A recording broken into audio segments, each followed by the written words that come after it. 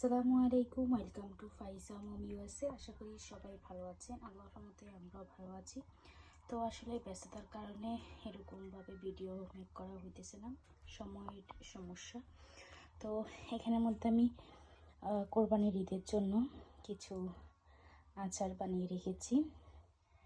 তো এই যে এখানের মধ্যে বড়ই আর তেঁতুল মিক্স করা, আর তার সাথে আছে আমের জুড়া আচার।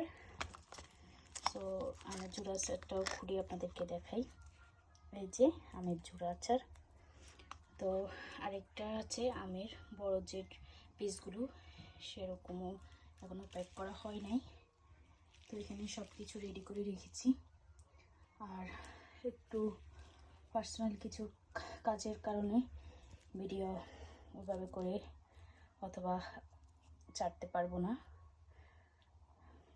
তো কেমন লাগলো আপনাদের কাছে ভিডিওটি অবশ্যই জানাবেন। আল্লাহ হাফেজ।